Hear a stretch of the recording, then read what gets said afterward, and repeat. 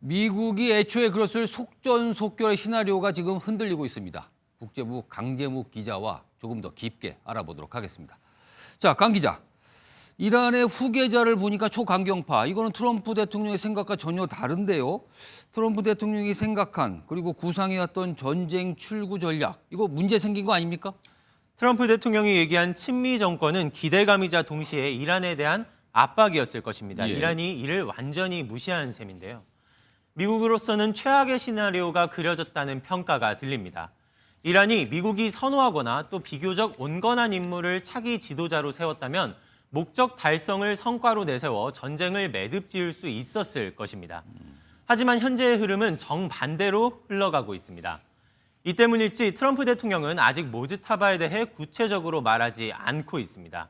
SNS를 통해서라도 즉각적인 의사를 표현해온 평소 행보를 고려한다면 꽤나 고심이 깊다는 것을 엿볼 수 있는 대목입니다. 근데 강 기자, 지금 모주타파에 대해서 그동안 미국은 만약에 최고 지도자가 된다면 참수작전을 다시 한번 하겠다 이렇게 경고를 했었어요. 그리고 지금도 그런 반응이 나오는 것 같은데 이 참수작전, 아버지 하메네이처럼 손쉽게 성공할 수 있을까요?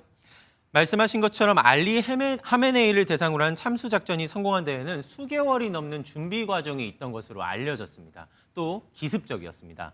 한번 최고 지도자를 잃은 이란이 이번에도 앉아서 당할 수는 없는 만큼 최대한 애를 쓸 수밖에 없는데 아버지가 사망한 후 모즈타바를 둘러싼 경호와 보안 체계도 최고 수준으로 강화된 상태입니다.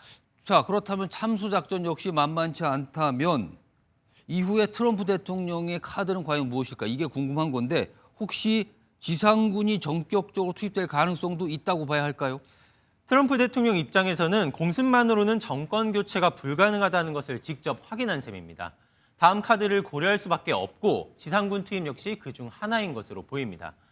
모즈타바 선출로 전쟁 장기화에 대한 우려도 더 커진 만큼 이를 단숨에 제압하기 위한 카드의 필요성은 전보다 커졌습니다. 생각보다 원하는 목표를 달성하지 못하고 있기 때문에 특별 임무를 띠고 이란에 투입될 수 있는 부대의 운영, 이건 생각해 볼 수 있겠죠. 즉 핵심 표적만을 노리는 핀포인트 작전에 특수부대 인력이 활용될 수 있다는 분석입니다. 트럼프 대통령이 지상군 투입에 울렁증이 없다고 했지만 전면전에 있어서는 트럼프 정부도 부담을 느끼고 있다는 평가가 지배적입니다. 그런데 트럼프 대통령 좋게 말하면 예측 불가, 조금 더 비판적으로 말하면 변덕이 심한 지도자거든요. 맞습니다. 전격적으로 대화 또는 협상에 나설 가능성 전혀 없다고 봐야 할까요?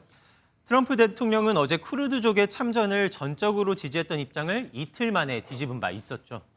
물밑 작업을 통해 모즈타바와의 협상 가능성을 포착하거나 전쟁으로 인한 부담이 필요 이상으로 커진다 판단할 시에는 언제든 스탠스를 바꿀 수 있습니다.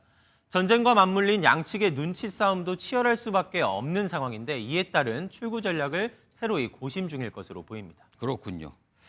지금까지 강재묵 기자였습니다. 수고하셨습니다.